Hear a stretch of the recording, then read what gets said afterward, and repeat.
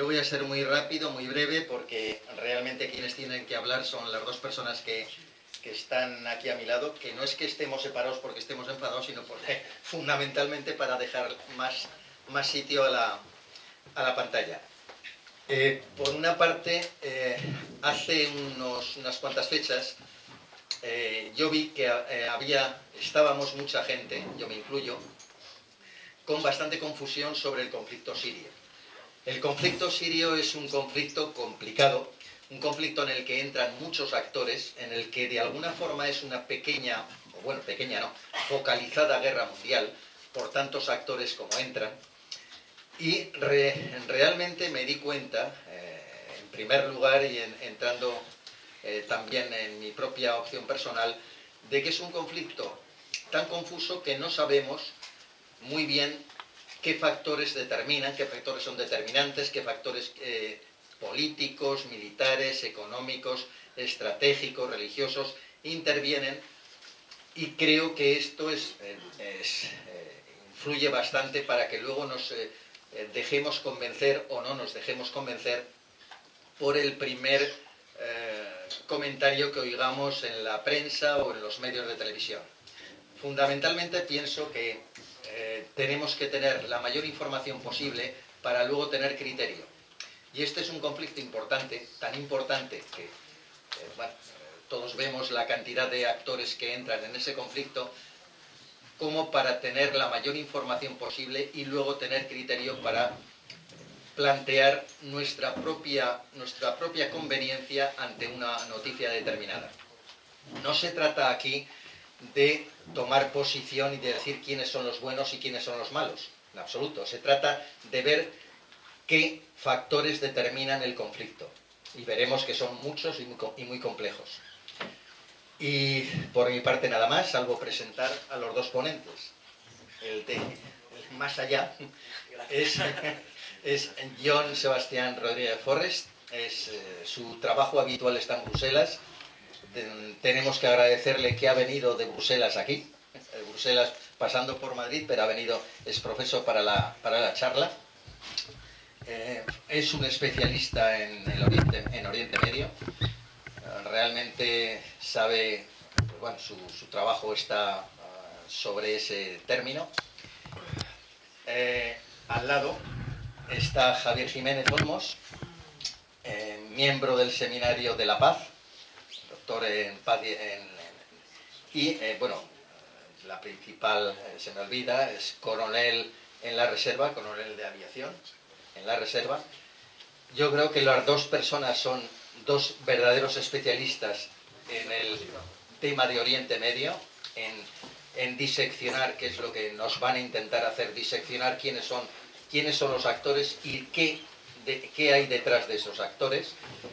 Y posteriormente habrá un debate en la medida de que nosotros queramos, es decir, en la medida de la extensión y duración y profundidad que nosotros queramos. Ahí tenéis el mapa de Siria con un mosaico religioso que está gobernado por una minoría, que es la minoría alawí, que es la minoría a la que pertenece Bashar al-Assad. Es la minoría que ha gobernado el país desde que su padre, Hafez al-Assad, dio un golpe de Estado. Hafez al-Assad, por cierto, era colega mío, era militar, era coronel de aviación también. Y además coronel de aviación derrotado por los israelíes en la guerra del 73. No sé si os acordáis. Bueno. Esta minoría religiosa no actúa tanto, porque vamos a desmitificar el asunto religioso, no actúa tanto como minoría religiosa como clan familiar. De hecho, los poderes están, los poderes en los servicios secretos, en defensa, economía, están dentro del clan familiar. Es una minoría religiosa, pero que actúa como un clan familiar. Veis ahí que la mayoría de la población, bueno, hay cristianos, la mayoría son suníes. Ya sabéis que el mundo del Islam está dividido en dos ramas, la rama suní y la rama chií. Es una escisión que se produce a la muerte del profeta y es una lucha por la sucesión en el poder. Lo resumo brevemente, es más complejo, pero así. Y los suníes están ligados mayoritariamente al mundo árabe, mientras que los chiíes están ligados mayoritariamente al mundo persa, a Irán. Y es una lucha de poder, que viene mucho antes, además, del profeta Mahoma, y viene mucho antes del Islam. Es la lucha entre los persas y los árabes. Y ahora es la lucha por el poder de todo tipo, religioso, económico, cultural, en la región. Siria es una de las consecuencias de la lucha por este poder. ¿Veis el mosaico? Siria, su geografía, tiene una gran parte del desierto, pero si tú sobrevuelas por encima de Siria, desde el aire se ven muchas cosas que no se ven desde tierra. Entonces, volando por encima de Siria, ves zonas que son un vergel. Es igual un poco que aquí en Aragón. Si habéis tenido la oportunidad, es muy parecido, ¿eh? O sea, aquí volar por encima de Aragón es muy parecido a estas regiones. Tienes zonas muy verdes por los ríos, por donde hay agricultura, y las otras desierto puro, ¿no? Pues aquí pasa exactamente igual. Y luego tienes una zona de la costa muy rica, que si en estos países hubiera paz, nos podíamos echar a temblar aquí en España por el turismo, porque se iría la gente allí. Es una preciosidad. Bueno, dicho esta cosa, vamos a seguir. ¿Algo falla? Pasa la siguiente, por favor. ¿Por qué no pasa? Ya trabajo. Bueno, vamos a ver. Han pasado... Espera, que han pasado... Han pasado dos. Sí, han pasado. Todos los que Sí, han pasado. ¿Quieres volver a la primera, por favor? Ahí. Sí. A la primera. La primera. Esta. No. Vale. A esta, la siguiente. Vamos a ver si lo paso desde aquí. No, desde aquí Si no. no, que te lo pase. Es que igual está Vale, pues. dándole a otro botón. Que tiene, son todos botones. No, es... La tecnología Pasa. Igual es Si no te importa. No me importa. Si no te importa, pasa. Bueno, pues vamos a ver. ¿Siria? Vale, ahí. Vale. Aquí al lado, Los naturales. Muy bien. Vamos a ver las causas de la guerra. En las causas de cualquier guerra, no estas, sino hay unos factores. Esto es una teoría. Seguro que si hay alguien más, el politólogo en la sala, seguro que dice más. Bueno, pues yo, para simplificar, hay unos factores determinantes que suelen ser históricos, políticos y económicos, en resumen, estructurales. Mucha gente y muchos estudiosos, por lo que sea, no hacen el análisis estructural. Yo siempre lo utilizo y creo que la mayoría de las causas de las guerras, la causa primaria, siempre hay un factor económico. Bueno, luego hay unos factores potenciadores y hay unos detonantes. En el caso de la guerra de Siria, si nos remontamos, no remontarnos al muy pasado, nos vamos a remontar a la Primera Guerra Mundial.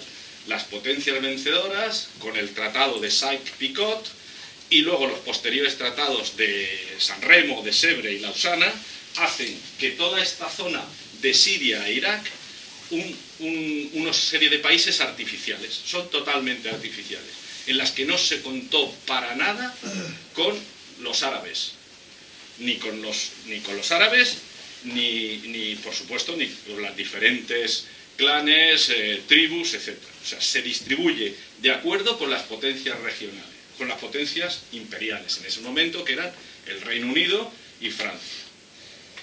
Por ejemplo, ahora habéis visto algunas imágenes del Estado Islámico, ¿os acordáis? Aquella con la caravana, con las banderas, borrando unas fronteras, ¿no? Estaban borrando simbólicamente las fronteras de Sykes-Picot, las fronteras del imperialismo. No queremos estas fronteras, porque eran unas fronteras artificiales.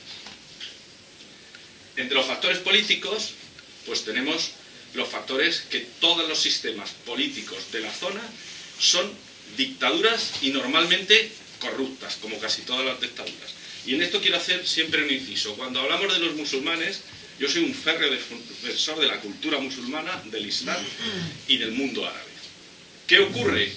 Que intentamos identificar siempre lo que sucede en el mundo árabe y a las personas del Islam con sus dictadores. Yo pongo siempre el ejemplo, es como si nos hubieran identificado a todos los españoles con nuestro dictador. Una cosa son los dictadores y otra son las personas.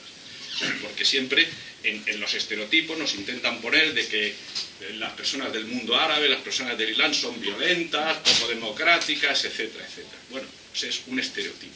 Insisto con el ejemplo que lo hemos vivido todos, son los más veteranos, como si nos hubieran identificado a todos los españoles de los años 60 con el dictador, o con los que mantenían la dictadura. Una cosa son los dictadores y otra son las personas. Entonces, en todos estos regímenes, son todos regímenes dictatoriales y corruptos, que utilizan la religión, como se ha utilizado aquí y en otros países, para manipular. Y por supuesto los factores económicos, de los cuales pues hay uno fundamental en la zona. Se llama recursos naturales, gas y petróleo. Es una zona del mundo rica, donde están las mayores reservas, y entonces hay una lucha por el poder económico que genera los recursos del petróleo y del gas. Luego hay los factores potenciadores.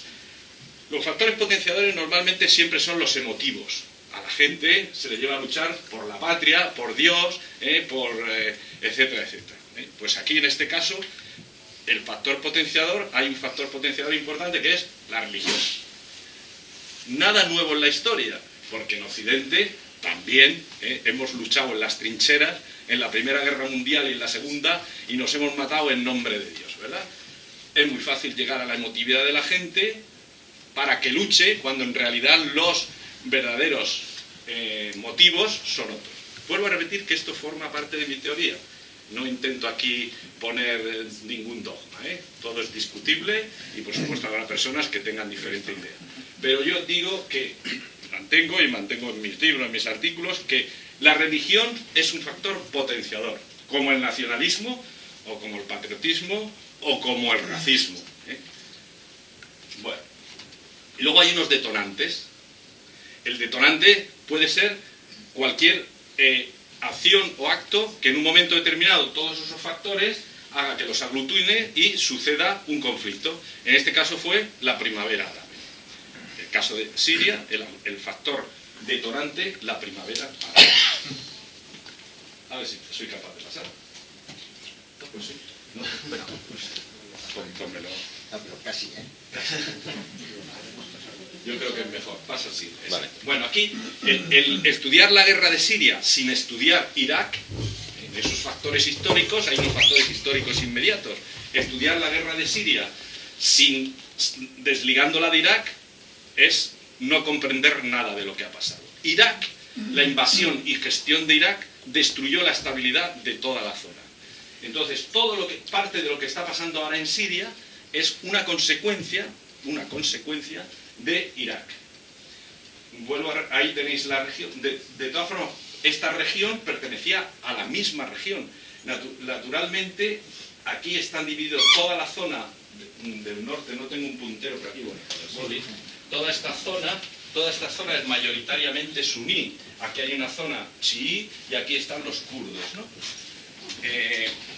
Quiero decir con esto que en las fronteras de Siria, como la de Jordania, o incluso la del Líbano, son totalmente artificiales. Y por eso, muy astutamente, al-Baghdadi y el Estado Islámico trasladaron la guerra a Siria. O sea, se metieron en la guerra de Siria, que lo explicaremos luego.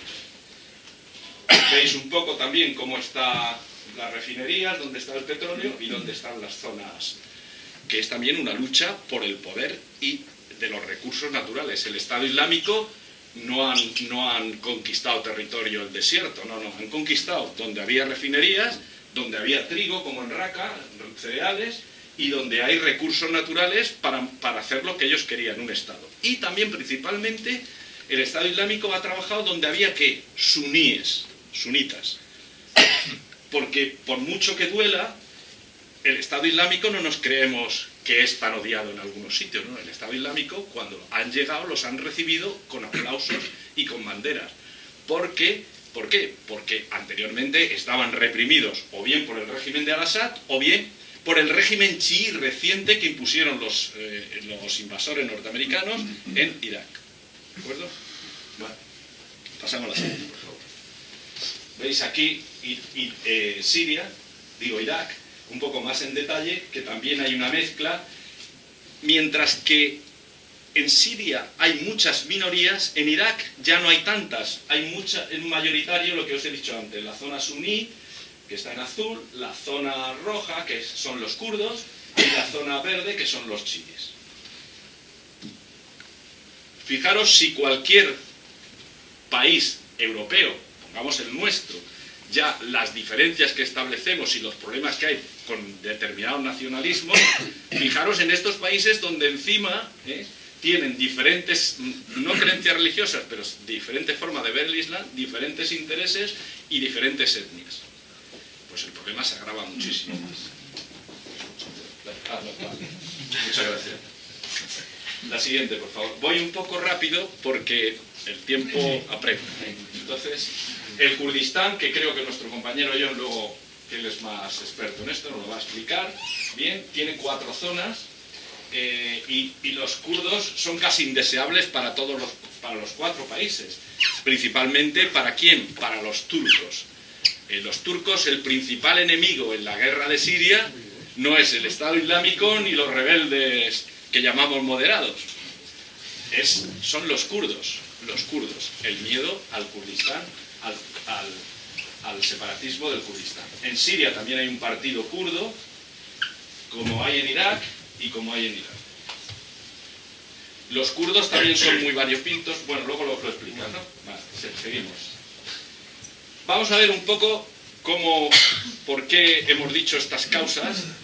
Desde 1973, fijaros, un país donde la oposición es ilegal, y el régimen se apoya en los clanes alawíes, que dominan la economía, y además, con el proceso neoliberal que también tuvo lugar en Siria, esas élites aún se volvieron más ricas.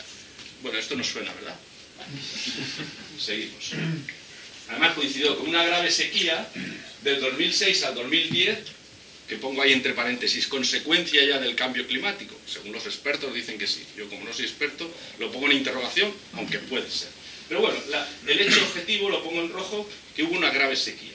¿Y eso qué supone? Pues que como en un país que tiene el 75% del PIB por la agricultura, pues supuso que subió el precio de los cereales. Al mismo tiempo que bajaron las subvenciones. O sea, ya veis la crisis cómo afecta a la sociedad. Y ocurrió una gran inmigración del campo a la ciudad, de tal forma que en Siria ahora mismo el 75% de la población, bueno, antes de empezar la guerra, era urbana. Y normalmente siempre en las poblaciones urbanas la gente se moviliza mucho más y hay mucho más tendencia a hacer grupos de todo tipo. Y todo además se agravó con la llegada, no lo olvidemos, de 1 millón, ahora que nos estamos quejando aquí que nos llegan refugiados, les llegó 1 millón de refugiados de la guerra de Irak. Principalmente sunitas, que iban huyendo de los chiitas que habían tomado el poder después de la invasión norteamericana. Seguimos. Un gran porcentaje de la población joven, otro gran elemento a tener en cuenta, y población joven con mucho paro. Necesitaban crear 200.000 puestos de trabajo al año. O sea, estas son lecciones que hay que aprender no para Siria, para todos los sitios. O sea, cuando tienes un porcentaje de población joven desempleada, pues pueden ocurrir lo que ocurrió, por ejemplo, en la primavera. Y además subió la inflación con la pérdida del poder adquisitivo de las clases medias que existían en Siria. No equivalente con el nivel de vida nuestro, pero existían unas clases medias. Entonces, pasa a la siguiente, ¿no? Sí. Hay una lucha por la hegemonía energética. Siria es un puente entre el Golfo y el Mediterráneo. Todo pasa por Siria. Ahora lo veremos en un mapa. Y se ha descubierto una gran bolsa de gas en la costa siria. ¿Por qué digo esto? Porque ahí hay un interés enorme por parte de Israel y por parte de ¿quién? De Rusia. Rusia tiene un interés. A Rusia, el que esté al-Assad en el gobierno, le da exactamente igual. Rusia lo que quiere, como todos, por su interés y sobre todo por el interés del gas, porque cuanto más gas tenga, más recursos tiene para tener, digamos, la propiedad, el grifo del gas para Europa, para su negocio. Entonces hay un gasoducto que desde Qatar, había un proyecto para hacer un gasoducto desde Qatar, lo vamos a ver en el mapa. Por favor. Sí, esto es. Aquí eran los dos proyectos, ¿no? De gasoductos. Un gasoducto que venía desde Irán perdón, desde aquí está Qatar, aquí está Kuwait, Qatar está aquí abajo. Estos son dos mapas, el mismo mapa. Un gasoducto a través de Siria siempre para Turquía y luego llegar a Europa. Y otro gasoducto desde Irán también por Siria para llegar a Europa. Claro, Siria es clave porque va a pasar por Siria los gasoductos. Entonces el que domina Siria domina el grifo y tiene el poder del control. Y ahí es una de las grandes luchas. La lucha, aunque Siria no es un gran productor de petróleo, sí lo puede ser de gas si esa bolsa de gas en realidad se llega a explotar, pero fijaros la lucha por el poder económico. Seguimos, por favor. Además, el régimen de Al-Assad, entre otras cosas, estaba acusado de apoyar a Hezbollah y Hamas. Curiosamente, Hezbollah es chiita y Hamas es sunita, pero Hamas ya sabéis que está situado en Gaza y Hezbollah es un pseudoestado dentro del Líbano. Hezbollah apoya directamente, luego lo veremos, al régimen de Al-Assad, pero son chiitas. Seguimos, por favor. Bueno, y un poco el detonante.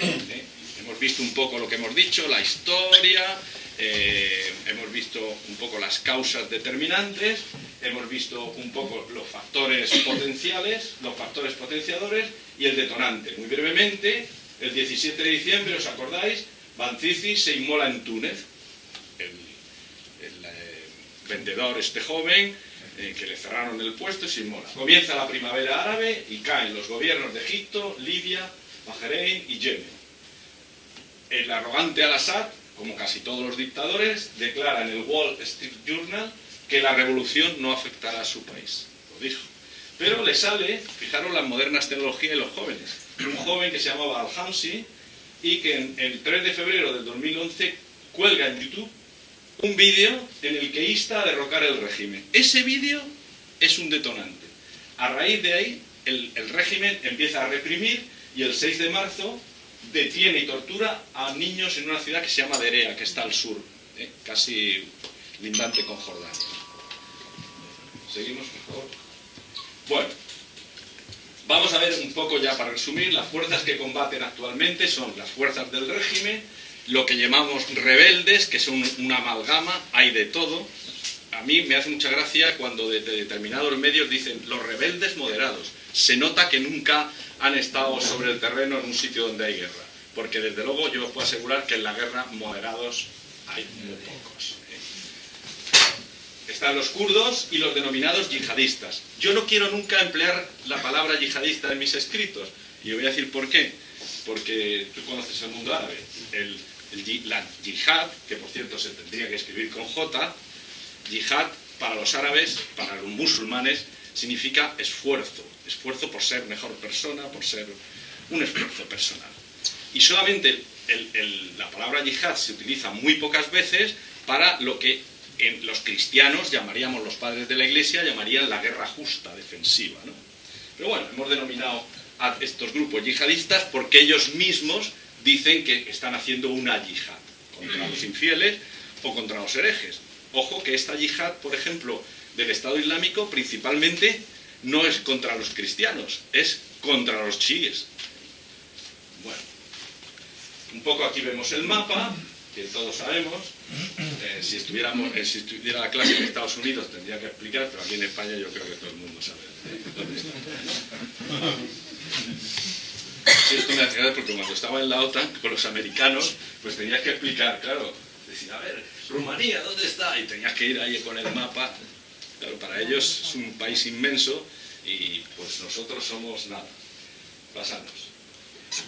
Vamos a ver los actores, la lucha por el poder. Tenemos, los actores han influido mucho, los actores externos, en incendiar el conflicto, no ese, sino todos. Y aquí concretamente tenemos dos principales regionales, que son Irán y Arabia Saudí. Hay una lucha continua entre Irán y Arabia Saudí, chiitas, sunitas, pero principalmente una lucha por el poder económico. Los dos son grandes países productores de petróleo, de gas, son grandes potencias regionales con mucho armamento. Por ejemplo, Arabia Saudí en los últimos años ha sido la potencia regional que más armamento ha comprado. Os puedo decir como dato que una de cada 4 armas pesadas que se vende en el mundo se vende en Oriente Medio. Fijaros, una de cada 4. Luego, de alguna manera, todas las democracias, que son las que las venden, estamos contribuyendo a incendiar la zona. Porque esas armas no, desde luego, no van para regalos de la Madre Teresa de Calcuta. Luego tenemos otros actores, como Turquía. Sobre todo, Turquía hubo la década de los... ¿Cómo voy de tiempo? Bien, ¿no? Turquía, durante la década de los 2000, digamos, la primera época de Erdogan, se mantuvo muy activa, neutralmente, muy condescendiente con todo el mundo. Pero a partir del 2011-2012 ha cambiado y la deriva de Turquía ya la estamos viendo. Entonces Turquía está actuando claramente contra el régimen de Al-Assad, pero está actuando sobre todo aprovechando la coyuntura, lo que está sucediendo, para masacrar a los kurdos, que es el enemigo que ellos tienen. Y luego está Qatar. Qatar apoya sobre todo a las facciones de los hermanos musulmanes.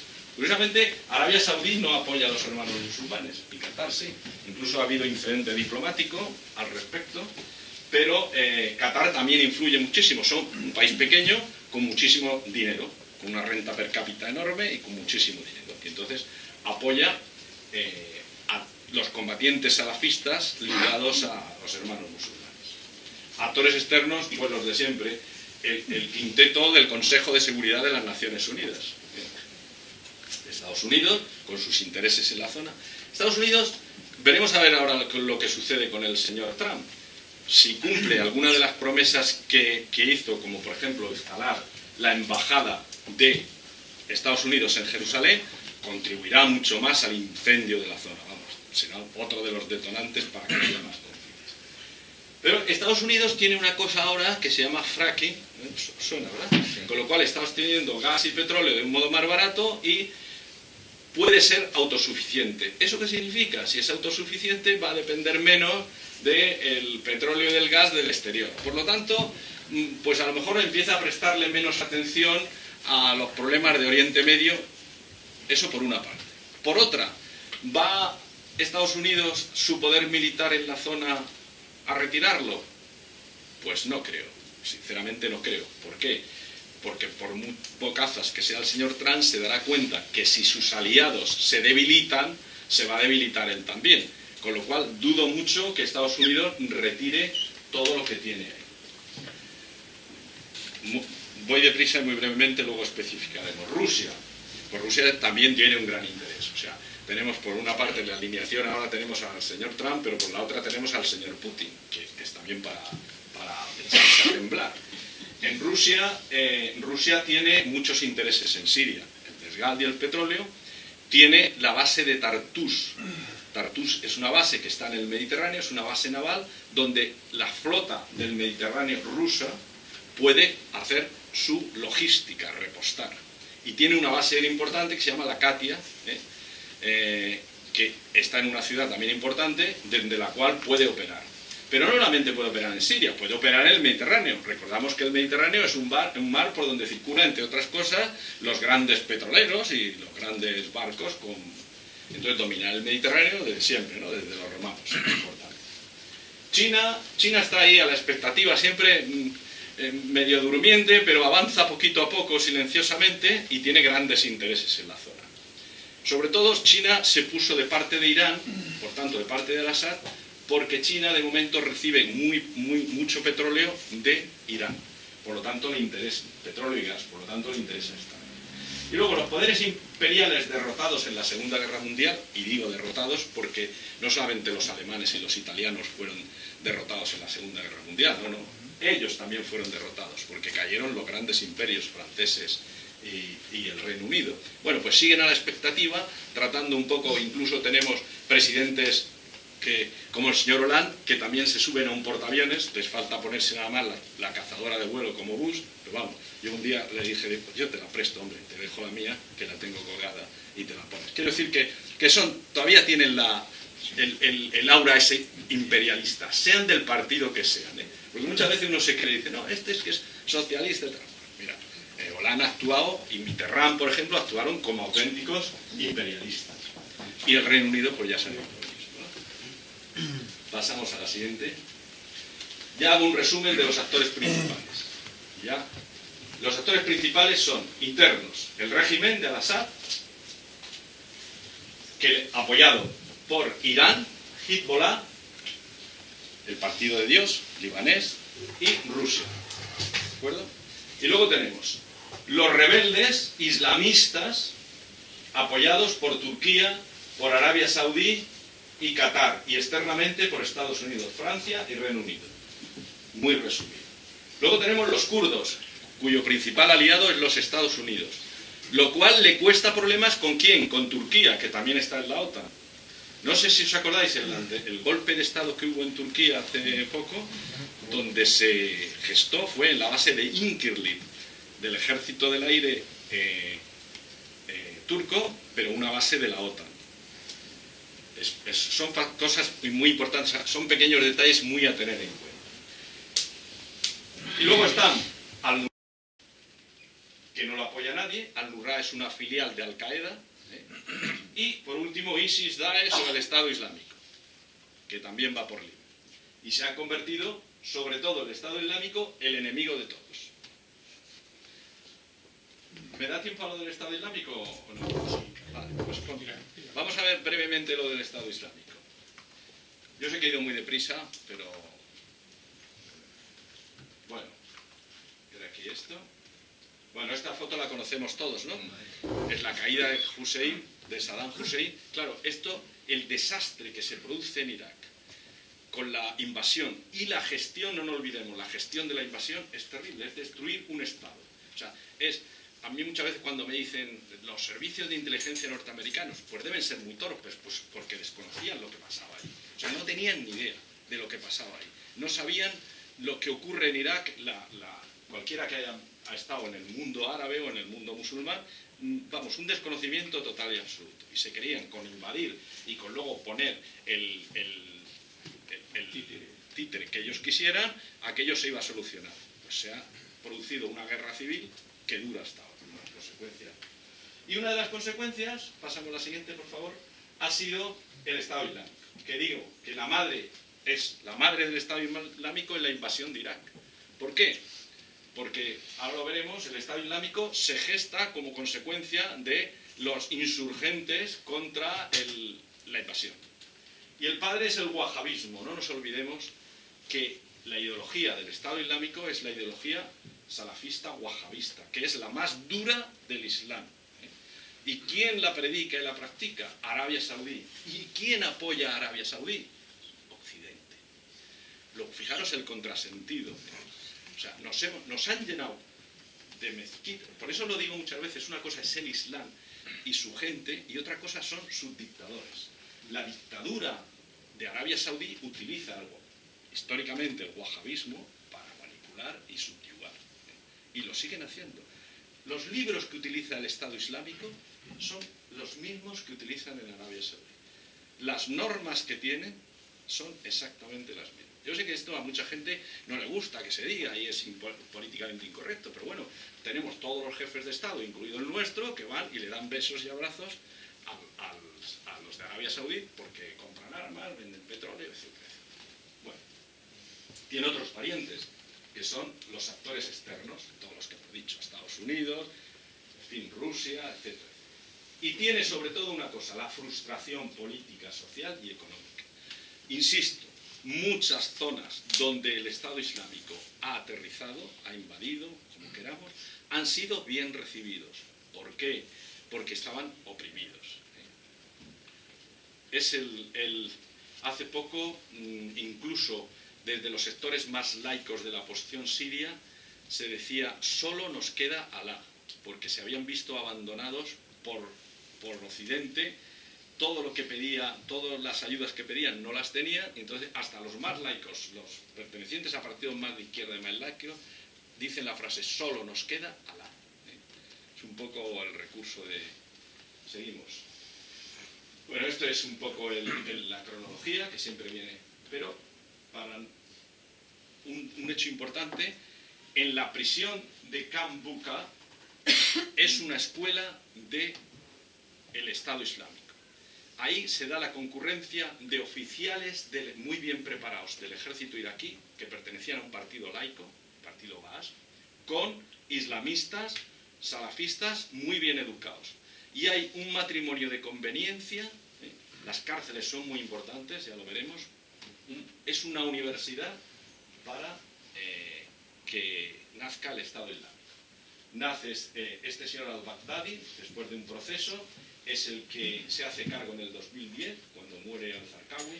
Después de al-Zarqawi hay otro al-Baghdadi, y coincide con una época, ¿os acordáis? Que había un general norteamericano que se llamaba Petraeus, ¿os recordáis? Bueno, este tuvo la inteligencia de hacer una cosa, y es pactar con las tribus suníes. Hay un periodo en la guerra civil de Irak donde empiezan a decrecer los incidentes, los atentados. Coincide con que este general actuó con inteligencia y pactó con las tribus suníes. Pactar significa muchas veces, aunque sea éticamente incorrecto decirlo, sobornar, con dinero, ¿de acuerdo? Entre otras cosas, con subvenciones, etc. Bueno, entonces al-Baghdadi, que no estaba de acuerdo con esa política, se hace cargo en el 2010, y en el 2011, en el 2010 solamente actuaba en Siria, en el 2011 que comienza en Irak, que comienza la guerra de Siria, pues entonces decide intervenir también en la guerra de Siria. Lo hace estratégicamente porque, vuelvo a repetir, el Estado Islámico tiene entre sus filas muchos militares suníes del ejército de Saddam Hussein y actúan con mentalidad militar. Si os fijáis, el Estado Islámico, a diferencia de Al-Qaeda, conquista un territorio. O sea, los militares conquistan un territorio. ¿Ese territorio les sirve para qué? Pues para tener recursos naturales, para tener recaudación de impuestos y sobre todo para tener un aura de victoria, que eso hace que se enrole más gente. ¿De acuerdo? Bueno, en el 2014, cuando decide intervenir en Irak, en Siria, Al-Qaeda le dice a su filial Al-Nusra que nada de eso. O sea, Al-Nusra que trabaje en Siria, que opere en Siria, y el Estado Islámico, que entonces se llamaba Estado Islámico de Irak, que solo en Irak. Al-Baghdadi dice que no y que va a actuar también en Siria. Dentro de su estrategia está estudiar en Siria. ¿Por qué? Porque quiere acabar con las fronteras que pusieron los imperios en él. Y es una forma de a su gente darle una motivación. Pasamos al siguiente. El Estado Islámico se declara el 29 de junio. ¿Os acordáis? Es una de las pocas imágenes que ha salido de al-Baghdadi en una mezquita y declara el califato universal. Esto forma parte de la propaganda. Ellos saben, de hecho, luego, de facto, lo único que han cogido es territorio suní. No han cogido nada, ni siquiera territorio kurdo. Solamente territorio suní. Ellos, la marca califato es una marca para extender el reclutamiento a otras zonas. Pero ellos saben perfectamente que no tienen ni medios ni poder militar para ese mapa que aparece en el que incluyen hasta España. No lo van a conseguir nunca, lo saben, que militarmente no lo pueden conseguir. Otra cosa es que cometan atentados terroristas. ¿Seguimos? Bueno, lo dicho, el Estado Islámico no es solamente un movimiento terrorista, dispone de territorio, dispone de ejército, de financiación, de propaganda, de administración, de un sistema educativo y de inteligencia, un servicio de inteligencia muy completo. Por lo tanto, puede considerarse un pseudoestado. Es decir, no estamos tratando solamente con un grupo puramente terrorista al uso como había hasta ahora, incluido Al-Qaeda. No, esto es algo más. Seguimos. El Estado Islámico hace una proclamación de brutalidad, ¿para qué? Para intimidar a sus enemigos, para suprimir disidentes y para aumentar el aura de fortaleza. Una pregunta que lanzo y que la podemos debatir. ¿Esto es algo nuevo en la historia? ¿Han inventado? En absoluto. Seguimos. Bueno, la captación. La radicalización se hace en un contexto de pobreza, desigualdad, desempleo, exclusión, xenofobia, bueno, toda esta panoplia que veis aquí, que puede ser una parte o todos juntos. Entonces, esto, el siguiente paso es captar donde hay radicalización. Yo vuelvo a decir que radicales, quizás entre los que estamos aquí, muchos somos radicales. Queremos cambiar, radical es el que quiere cambiar la forma de vida o la forma de un gobierno, pero de una manera, puede ser tranquila, pacífica. O sea, la palabra radical asusta a mucha gente. Bueno, a mí no me asusta nada, uno puede ser radical. El problema es cuando ese radicalismo está apoyado por un fundamentalismo, que puede ser nacionalista, o que puede ser xenófobo, o que puede ser religioso, como en este caso. Entonces, eso puede conducir al extremismo, y del extremismo a la violencia, al terrorismo y la guerra, pues son los siguientes pasos. Por aquí, naturalmente, hay mucha gente, afortunadamente aquí hay millones, luego aquí hay menos, y estos son unos poquitos, pero sale. Seguimos.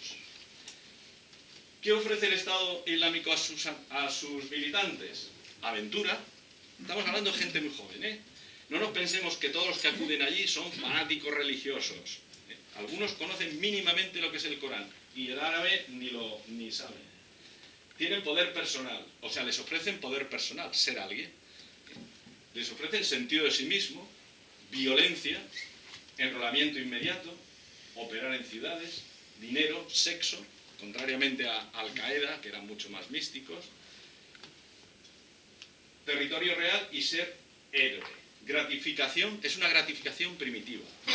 Pregunta, ¿es algo nuevo en la historia? Recordamos, ¿cómo reclutaban a principios de siglo la legión extranjera española y francesa? A principios del siglo pasado, no ahora, ¿eh? Pues con menos. Veamos. Con bastante ¿De menos. acuerdo? O sea, que no han inventado, desgraciadamente. Seguimos.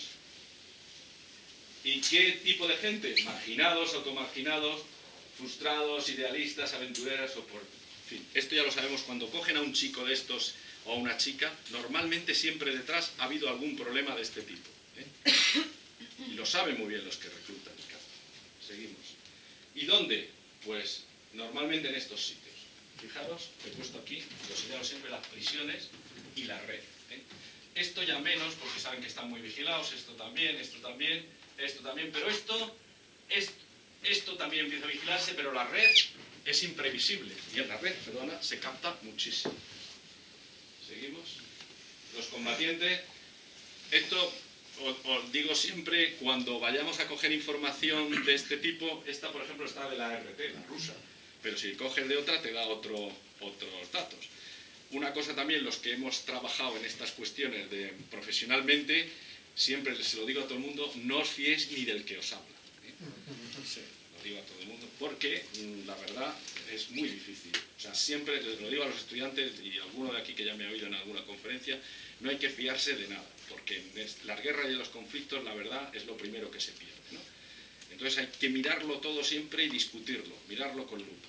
Pero bueno, estas cifras... Vamos, ya terminamos con esto. ¿Cómo contrarrestar la captación? En primer lugar, eliminar las causas estructurales que las potenciadoras. Eso es fundamental. Mientras no eliminen las causas estructurales, educar para la percepción de igualdad. Pues otra cosa importante. Es que lo digo esto porque, por ejemplo, cuando oímos hablar de pactos antiterroristas, si lo leemos, por ejemplo, el español tiene 3 folios, ¿no? Le faltan muchísimas cosas, lo cual no se quiere decir que se esté en contra del pacto antiterrorista, pero quizá le faltan 3 o 4 folios más. Si queréis lo podéis buscar en la red, dirá, pacto antiterrorista. Y entonces, bueno, pues hay cosas, pero le faltan muchas cosas de estas, ¿eh? Porque sin esto no vamos a ninguna parte. Trabajar con los retornados. La mayoría nos asustan mucho con los retornados. Parece que todos los retornados que vuelven van a ser terroristas. Esto me cuesta mucho también muchas discusiones. La mayoría de los retornados, como la mayoría de los soldados, vuelven con trauma de guerra. Una cosa es toda esa valentía y otra cosa es estar allí. Entonces, el trabajar con la gente que viene con trauma de guerra para que ellos luego puedan testimoniar ante los otros lo que está ocurriendo es muy importante. Trabajar con los retornados. Yo eso lo aprendí en un curso con los británicos, donde tuve la oportunidad ya hace muchos años de tratar con arrepentidos del IRA y de la banda Bader-Home. Me di cuenta de que realmente lo que hay que hacer, o sea, si realmente quieres trabajar para que eliminar esto, hay que ir al fondo del problema. coherencia con los valores, muchas veces los occidentales no tenemos, ni ellos tampoco. Bueno, integración, otra cosa importante, porque ellos utilizan todo lo que nosotros hacemos, por ejemplo, ahora el tema de los refugiados. El tema de los refugiados, la falta de integración, ellos desde la otra parte lo utilizan como propaganda para decir, mira, ¿no veis cómo os tratan? Nosotros somos los que tenéis. ¿Veis un poco? Repensar las acciones militares. Yo no voy a estar en contra de las acciones militares porque, por desgracia, como último recurso, alguna vez hay que utilizarlas. Alguna vez. Pero por sistema, no. Entonces, hasta ahora las únicas soluciones que han presentado han sido las soluciones militaristas en Siria. Vamos a bombardear, vamos a atacar, tanto rusos, la parte rusa, como la parte norteamericana. Bueno, pues eso hay que repensarlo muy mucho, porque puede producir el efecto contrario. Y luego llegar a las poblaciones de riego mediante sus referencias. Y aquí termino. ¿Qué significa esto? Nosotros tenemos unas coordenadas occidentales en lo que nos han educado. Ellos tienen otra. Entonces, lo que no podemos hacer nosotros es mirar el mundo siempre con nuestras coordenadas, con nuestra forma de verlo. Hay que pensar que ellos pueden, y de hecho lo tienen. Entonces, lo que hay que trabajar es en eso. Y eso se trabaja mediante, ¿qué? Pues la educación, el conocimiento y el intercambio. El enemigo más importante de la manipulación, el aliado principal es la ignorancia. Normalmente, poco nos explican o casi nada de su modo de entender, de su modo de ver la vida. Siempre nos dan, desde algunos medios de comunicación más que otros, una imagen negativa, destructiva y violenta. Y nada más lejos de la realidad. Con esto termino y seguimos así. Y por eso yo creo que es interesante analizar este conflicto desde una perspectiva que nos puede ayudar a entender también cómo van a devenir las cosas en otros lugares del mundo. Por desgracia, esperemos que no, pero a partir de ahora en todos los cambios del paradigma geopolítico internacional. Para mí también es importante recalcar, ya que, bueno, como me ha presentado el compañero y aparece también en la información que os he mandado, ¿no? Yo trabajo en el Parlamento Europeo para Izquierda Unida y dentro de la organización y de su Comisión Internacional tengo unas responsabilidades, pero quiero aclarar también de que yo aquí estoy hablando de manera completamente individual, ya que la organización propia también se ve en estos momentos imbuida en un debate sobre este tema, ¿no? Porque, como decíamos, está habiendo un cambio de paradigma, las relaciones internacionales y las relaciones entre diferentes estados han cambiado mucho desde en los últimos 15 años, ¿no? En un paradigma post-Guerra Fría, en un mundo mucho más multipolar, donde son muchos más los actores, como hemos estado viendo, y entonces, pues, evidentemente también desde la izquierda, y mi intervención va a ser imposible de despegar de una perspectiva de izquierdas, pues evidentemente también dentro de los propios espacios de la izquierda, no solo los partidos y las organizaciones políticas, sino también pues la izquierda social, las organizaciones de solidaridad, las organizaciones, el espacio de la cooperación, por supuesto, pues tenemos que ser capaces de repensar y de analizar. Volviendo un poco a algo que ha comentado también el compañero en su intervención, a mí me parece inevitable... ¿El micro? Sí. A mí me parece inevitable o me parece fundamental ser capaces de analizar el cambio que se ha dado en la propia política siria, ¿no? Desde el inicio del gobierno del partido Baath, el partido primero del padre Hafez al-Assad y luego del hijo Bashar, que comienza en un periodo de Guerra Fría con una alineación muy fuerte con lo que era la Unión Soviética y con un modelo en el cual los servicios públicos tenían un papel de centralidad y la economía estaba completamente estatalizada. Eso no quería decir que fuera un país ni muchísimo menos socialista, pero existían estas condiciones materiales concretas que eran desde luego positivas para las condiciones de vida de la mayoría social, hasta el punto que, aunque fuera una dictadura terrible, agobiante, sin ningún tipo de libertad de expresión, de asociación política, sí que existía un bienestar que evitó que pasara esto mucho antes y que perpetuó este sistema de gobierno durante muchos años, ¿no? Junto también, evidentemente, a un nivel de represión que ha ido en auge. Pero ¿qué ocurre en los años 90?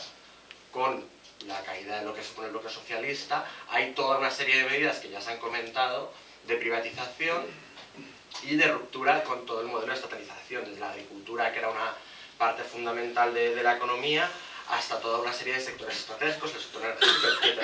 Hasta el punto de que cuando Bashar al-Assad llega al gobierno en el año 2001, ¿no estoy confundiendo? Bueno, una de sus primeras medidas en el año 2001 es la privatización de la banca, del sector bancario al completo, con evidentemente las consecuencias que podéis imaginar que esto tiene. ¿Y quién entra a controlar los servicios financieros y bancarios del país que antes estaban en manos del Estado? Pues todo el capital privado que provenía del Golfo, ¿no? Todas las grandes empresas y grandes bancos que hoy estaban en Qatar, que están en Bahrein, que están en Kuwait, y que ahora vemos que es uno de los principales actores en el marco del conflicto. El otro gran fuente de capital extranjero dentro de la economía siria que controlaba toda la cuestión energética era Rusia, que precisamente es el actor contrapuesto, digamos, en la guerra. Lo digo porque es una pista importante y esto es una situación que ya empieza a darse pues, hace ya casi 20 años, ¿no? Y entonces, en este marco de privatización y de desregulación, se da el paro tan bestial que hemos comentado, se da sobre todo entre la gente joven, etc.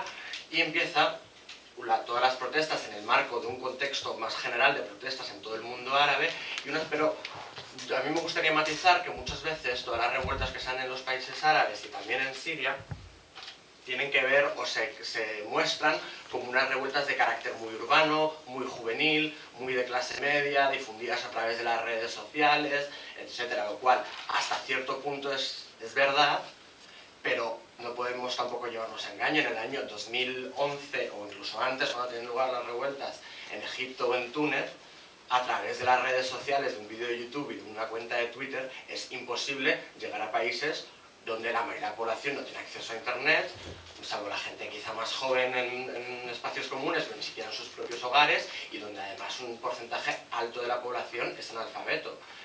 Estos nuevos medios sirven para que la protesta sea mucho más amplia y llegue a sectores de clases medias de la sociedad, pero la capacidad que hubo de movilización de tanta gente no radica ahí. Y radica también el hecho de que eran unas protestas que tenían un carácter marcadamente de clase. Y un ejemplo de ello es el uso de la huelga. La huelga fue un instrumento fundamental en todas las revueltas árabes y en Siria se sucedieron muchísimas huelgas generales, ¿no? Durante el inicio del conflicto. Y yo quiero recalcar esto porque también muchas veces, teniendo en cuenta y por supuesto dándole toda la importancia que tiene la cuestión geoestratégica, a las alianzas, a los diferentes grupos étnicos, culturales, sectas religiosas, etcétera, las cuestiones y los conflictos en el sur, no solo en el mundo árabe, sino también en África, hay que ser capaces de leerlas desde una perspectiva materialista y hay que ser capaces de leerlas en un marco de desigualdad económica, en un marco de represión, en todos los diferentes factores políticos y económicos que tienen. Porque también a veces parece que aquí en Europa nos levantamos por el 15M o votamos una opción y no votamos otra, o tenemos determinados movimientos históricos porque estamos muy iluminados y tenemos una conciencia política, mientras que en el sur global no, son como tienen sus tribus, tienen sus grupúsculos y se pelean entre ellos. No, hay unas causas políticas y unas razones en las cuales evidentemente la identidad juega un papel, como aquí también juega un papel la identidad, pero no podemos reducirlo a eso, ¿no? Bueno, empiezan las revueltas, como ya sabéis, esta protesta que caracterizamos como una protesta de clase, y esto cristaliza en una serie de organizaciones que trabajan mucho en el ámbito local, son lo que se conoce como los comités de coordinación local, que surgen en diferentes ciudades en las que han empezado a tener protesta a nivel de ciudad, a nivel de pueblos también, y a nivel de barrios. Son estructuras autosuficientes que no están ligadas a organizaciones políticas ni a sindicatos, en las cuales pues las diferentes personas que se han opuesto al régimen trabajan de manera autónoma, digamos, y tratan de disputar el poder real al régimen, en muchos casos consiguiéndolo y estableciendo lugares que funcionaban de manera autónoma. Esto empieza a ocurrir en el verano de 2011, pero tiene dos debilidades. La primera es lo que es una debilidad y una fortaleza a la vez, pero que en este caso se mostró como una debilidad, la falta de unas estructuras reales, como he comentado, ni de partidos, ni de sindicatos, ni de organizaciones sociales, debido a la represión que arrastraban de antes. La población siria no tenía experiencia en este tipo de organización colectiva, y entonces resulta muy difícil sostener algo sin que haya detrás una estructura que pueda ser capaz de mantenerlo. Y luego, además, por supuesto, por la entrada de elementos que vienen desde fuera, elementos extranjeros en la guerra, que como ya hemos dicho, tiene que ver con los intereses económicos y tiene que ver con, por supuesto, el control de una zona de un valor estratégico impresionante, como hemos visto antes, pues por ejemplo, con los mapas del pipeline, del gasoducto, y también pues, por la bolsa de gas que existe en Siria y su lugar en Oriente Medio, que es, como ya sabéis, no hace falta que lo explico, las regiones de mayor valor geoestratégico, ¿no? Bueno, pues como decíamos, los comités de coordinación locales cristalizan en el verano de 2011 y ya a inicios del 2012 empieza a haber esa penetración extranjera, ¿no? A través de grupos que operan de manera directa sobre el territorio, y además es cuando empieza casualmente a entrar de manera más potente la cuestión religiosa. Hasta ese momento no existían, o bueno, existían algunos grupos de hermanos musulmanes que trabajaban en el ámbito de lo local, pero no existían estos grupos como el Frente al-Nusra, que ahora se ha convertido en Fateh al-Sham, o, bueno, Daesh entra más tarde, como ha comentado el compañero, pero no existían estos diferentes grupos que son más que al-Nusra y Daesh, pero esos son los más grandes, son más representativos. Y estos grupos empiezan y tienen una financiación externa espectacular. El New York Times, que creo que no es un medio que podamos calificar de antiimperialista, rojo revolucionario, como podéis imaginar, ha sido capaz de trazar un poco las fuentes económicas y las raíces de dónde proceden los fondos que obtienen estas organizaciones, y más de un tercio de ellos vienen de fundaciones privadas con sede en los países del Golfo. Es una manera en la que tienen, a través de estas fundaciones privadas, evidentemente, desde las grandes fortunas del Golfo, se desvía dinero para llevarlo a estos grupos. ¿Y esto por qué? Bueno, pues por el interés en controlar esta zona, en un contexto en el que ya se ha explicado, hay una división muy grande entre los dos grandes bloques que existen en Oriente Medio, el bloque encapitaneado por Irán y el otro bloque de Arabia Saudí y los países del Golfo. En este contexto empieza a recrudecerse y el gobierno de Al-Assad recurre a el uso también de sus fuerzas aliadas en el extranjero para entrar en el territorio. Rusia, Irán, Hezbollah, etc. Ya se ha comentado, ¿no? Entonces ahí desaparece prácticamente, queda barrido todos los elementos de las primeras personas que se movilizaron, que salieron a las calles y que tenían unas reclamaciones de justicia social, y empieza lo que yo creo que es fundamental caracterizar como una guerra de proximidad. Una guerra de proximidad es una guerra en la que diferentes actores globales y también regionales, en este caso, de Oriente Medio, juegan en un tablero concreto utilizando otro conflicto. Es decir, la situación en Siria es secuestrada por una serie de actores internacionales que juegan ahí y dirimen ahí una serie de conflictos que trascienden Siria, ¿no? Que son más importantes. El conflicto por el modelo político de Oriente Medio, el conflicto por la tenencia y el comercio de los recursos naturales, etc. Y eso es muy importante. Paralelamente a todo esto que ocurre en el norte del país, se produce un proceso que además a mí me interesa particularmente, que es la experiencia kurda. Bueno, habéis visto en un mapa un poco la realidad del pueblo kurdo, su situación geográfica, etc. Y no sé si lo has comentado, creo que sí, que hay con el pueblo kurdo una promesa histórica que viene del Tratado de Sevres de principios del siglo XX, en el cual se les prometió un Estado independiente que luego jamás llegó, y quedaron fragmentados entre 4 diferentes estados de la región, Irán, Irak, Siria y Turquía, donde en todos y cada uno de ellos han sufrido una represión bestial. Han tenido movimientos políticos, sociales, culturales, con un nivel de movilización de la población en sus territorios muy elevados, una sociedad muy politizada, muy consciente de su propio ser y de su situación política, y han tenido, por ese mismo motivo, una experiencia de represión muy dura y muy cruda.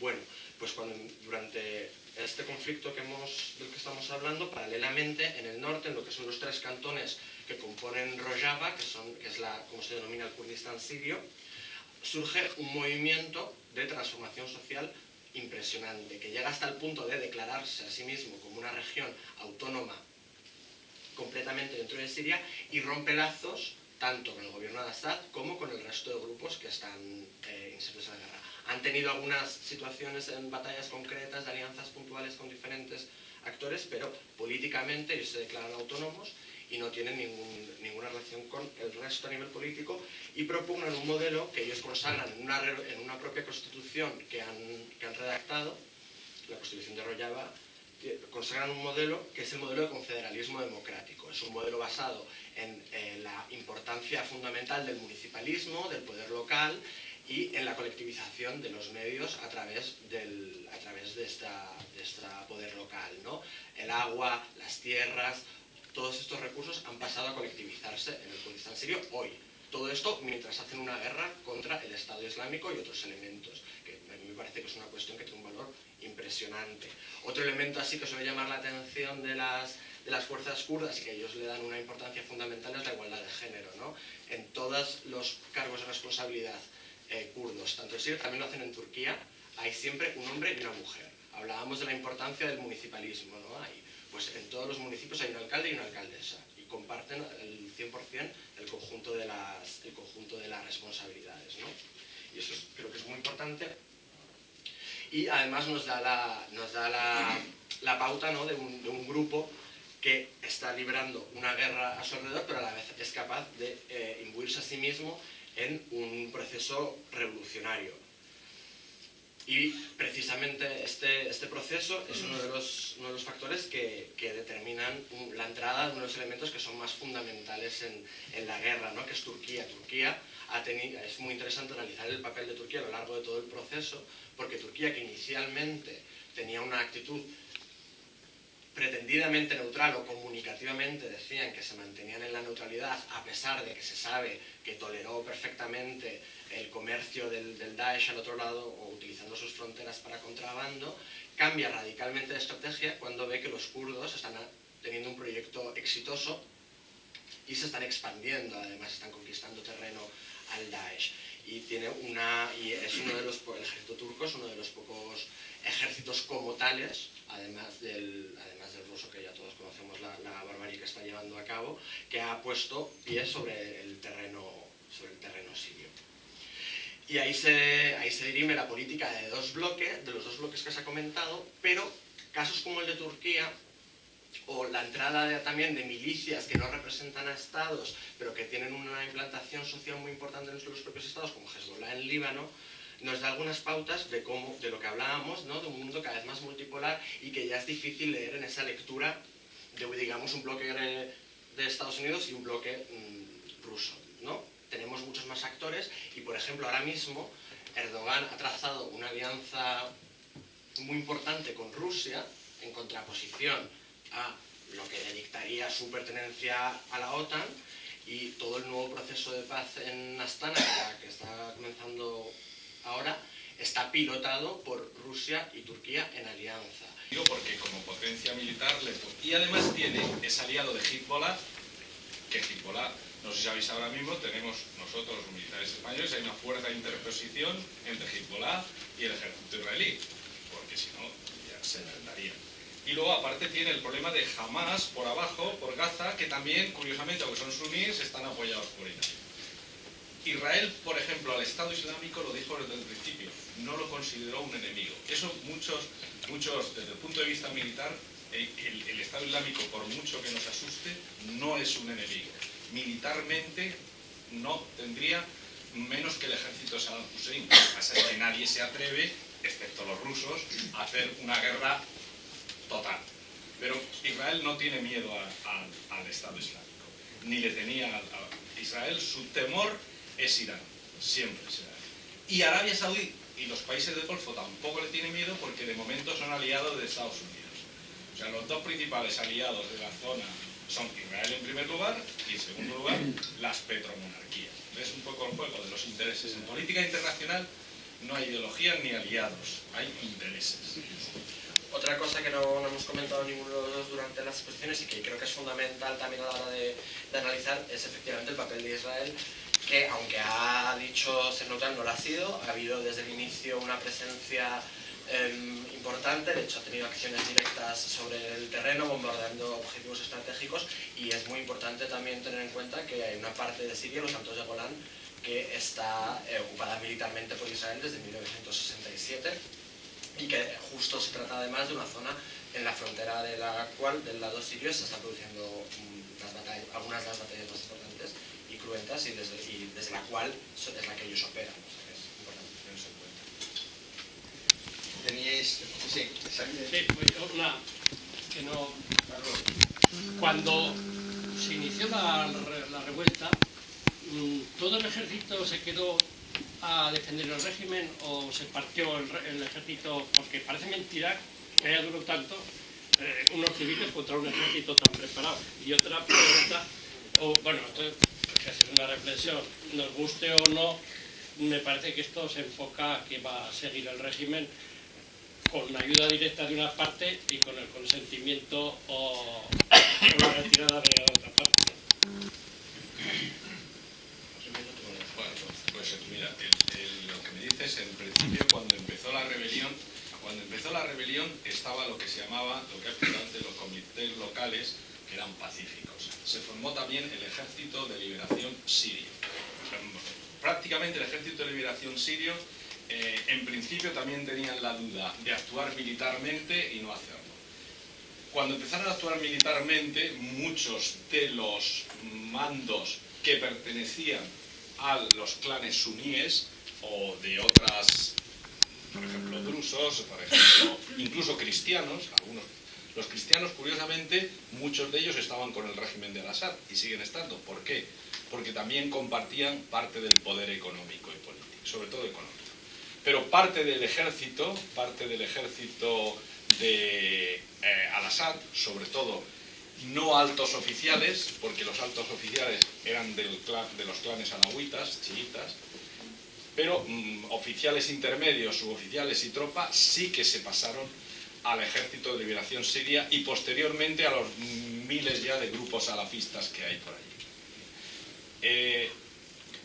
Bueno, para no complicarlo más, esa era una pregunta. ¿La otra cuál era? Que pues según se enfocan Sí, las bueno, cosas... ahora el mal menor.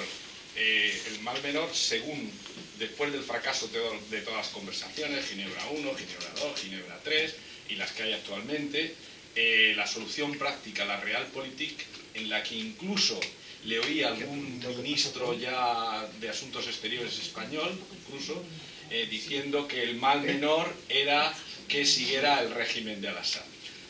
Bueno, debe ser un acuerdo un poco sin escrito en ningún sitio, porque los Estados Unidos están operando más en Siria y Rusia está operando más los Estados Unidos más en Irak y Rusia está operando más en Siria. ¿Y qué está consiguiendo?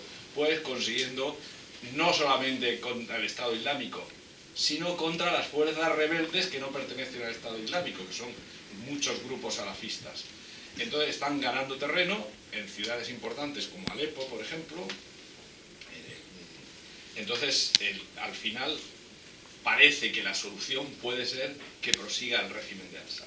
Pero va a ser una muy temporal, porque es desconocer lo que es la zona. Y los clanes suníes nunca lo van a aceptar. Es que no lo van a aceptar nunca. Añadir a eso también que para la cuestión del futuro y de las opciones de futuro que vienen impuestas desde fuera, porque luego todos los diálogos de paz han estado auspiciados por fuerzas extranjeras y, como bien ha dicho él, es una solución impuesta desde fuera, siempre va a ser súper precaria y no sabemos cuánto va a durar. Pero es interesante analizar la comunicación que se ha hecho desde Estados Unidos en este aspecto, ¿no? Desde los correos filtrados de Hillary diciendo que había que alimentar la guerra y que además el objetivo número 1 era tumbar el gobierno de Al-Assad. Eso es la primera posición que tienen, hasta la posición actual del mal menor, de que la continuación de Assad es el mal menor, ¿no? Entonces, pues ahí vemos que hay una evolución muy importante a lo largo de todo el conflicto que apunta hacia un futuro impuesto desde fuera, que, como ha dicho él, pues será una solución tremendamente precaria. Quiero añadir, no sé si habéis leído a Kissinger, perdonar la palabra que voy a decir, refiriéndose al apoyo a dictadores.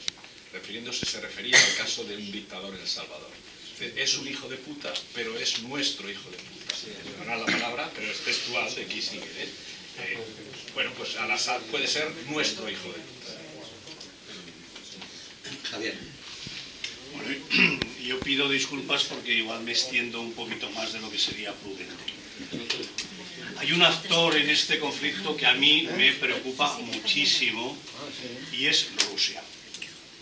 Rusia es una gran potencia, pero económicamente es menos fuerte de lo que ellos piensan y de lo que creemos. Y Rusia está implicado en este conflicto que se puede alargar en el tiempo y mantener una guerra activa es muy, muy caro. Rusia tiene intereses geoestratégicos muy fuertes en la zona de Ucrania, lo hemos visto ya con Crimea, y en alguno otro de los países que forman frontera con lo que es el resto de Europa. Entonces, yo no sé, y me gustaría preguntároslo, hasta qué punto podemos ver la tentación que puede tener el señor Vladimir Putin en forzar la máquina allí para conseguir objetivos aquí, o incluso al revés. Es decir, dar un golpe de mano muy potente, pongamos en el este de Ucrania, para de alguna manera asegurarse los intereses económicos que quiere tener en Siria. Es decir, Rusia no va a salir de ahí con el rabo entre las piernas, estoy convencido de que no.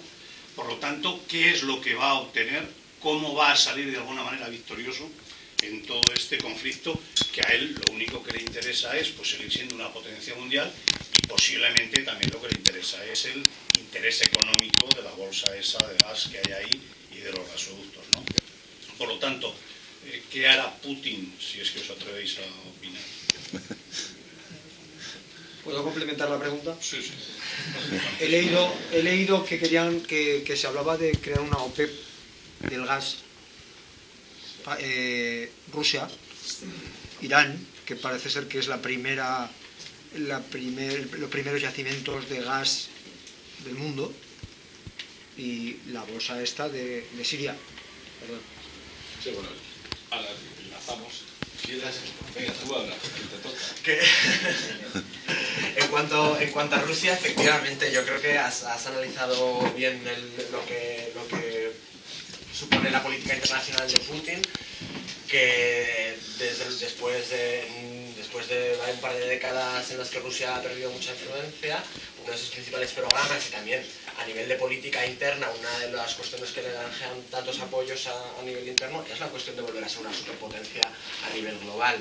Y la retórica de Putin en sus mítines, en sus discursos en Rusia, es una retórica de vuelta al concepto de imperio ruso. Es decir, es realmente uno de sus objetivos principales del gobierno ruso, es ese, tener una influencia internacional mucho más amplia, y se ve directamente en las acciones, lo que tú has comentado, en el este de Europa, en Siria, sus relaciones con Asia Central, que ya veremos lo que pasa por ahí, pero hay que echarle un ojo siempre. Y desde luego yo no me atrevo evidentemente a decir cómo va a terminar, ¿no? Pero como hemos dicho antes, parece que las soluciones van a venir dictadas, o las soluciones temporales al menos van a venir dictadas desde fuera, y evidentemente Rusia es un actor muy importante, ha tenido mucho poder económico y militar en Siria hasta arriba y no pretende dejar de tenerlo. En cuanto al tema del gas, no solo es que tenga interés en tenerlo, es que ya tiene, no lo hemos comentado antes, pero Rusia ya tiene hoy un contrato con el gobierno de Bashar al-Assad de control de las bolsas de gas por 30 años por parte de Gazprom. Entonces, evidentemente, está defendiendo lo que ya es suyo. Ese contrato ya fue firmado. Bueno, yo voy a pasar un poco al tema estratégico. O sea, Rusia no quiere perder Siria porque por el momento es el único aliado firme que tiene en la zona. No tiene otro más. Entonces, desde Siria puede controlar, digamos, estratégicamente, yo siempre hago una visión más desde el punto de vista militar, pero es que puede controlar parte del Mediterráneo, la salida del Bósforo y Dardanelos, de su Mar Negro, puede controlar la zona del Cáucaso, toda la zona que es una zona conflictiva y también de paso de gasoductos, oleoductos, y una cosa muy importante a tener en cuenta, Rusia tiene mucho temor, todas estas repúblicas que acaban en A, Turkmenistán, Uzbekistán, todas estas tienen mayoría de población musulmana. Y ya desde tiempos de la Unión Soviética siempre tenían mucho temor de que se expandiera el fundamentalismo islámico, ¿no? Entonces, esa contención, el tener esa cabeza de puente ahí en Siria es estratégicamente muy importante. No la va a soltar. Efectivamente, le está costando mucho dinero. Y al final, el mantener ahí, como tiene la base en Tartus, en Latakia, en Latakia, que diga, y toda operativa, que eso le cuesta mucho dinero. Rusia lanza misiles desde los barcos que tiene en el mar Caspio. Tiene una flota destacada, de hecho, de aviones, de barcos, le cuesta muchísimo dinero. Entonces no lo quiere perder por eso. Pero tiene otro frente abierto, el de Ucrania. Yo creo que ahora mismo, si os fijáis, estratégicamente, tanto la Unión Europea como Estados Unidos, no sé lo que pasará con Trump, han disminuido la presión. Han disminuido la presión, es un poco como lo que pasó, ¿os acordáis? Cuando los norteamericanos y la OTAN interveníamos en Kosovo y los rusos, ¿qué estaban haciendo mientras? Sacudir en Chechenia, ¿no? Bueno, tú aquí, pues es un poco, ahora mismo, tú actúa aquí y me dejáis en paz con esto.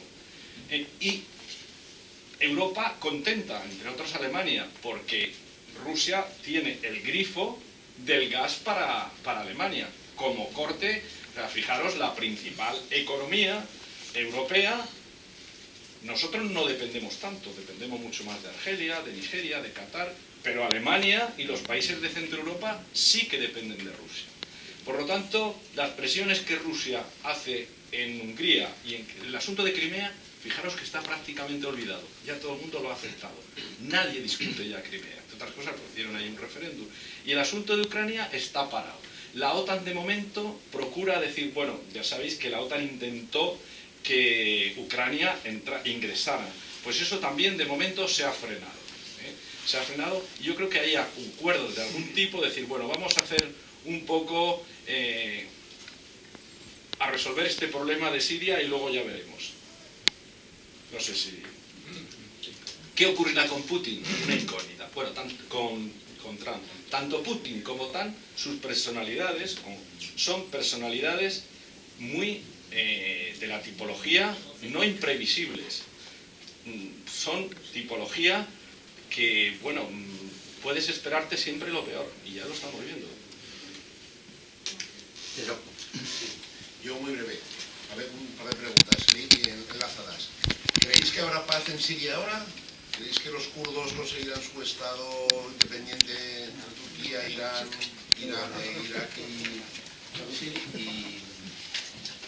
Irán? ¿Creéis que la bota de Assad, que oprime al pueblo sirio, ahora será mejor que la antigua bota de Assad que no oprimía? Eso del mal menor, eso de que una bota me oprima, siempre es una bota que me oprime. O sea, no entiendo eso del mal menor. Y aquí el tema es que el pueblo sirio es la víctima. ¿Y quién está detrás de todo esto? O sea, ¿qué intereses están encima de la mesa? Los intereses del pueblo sirio no.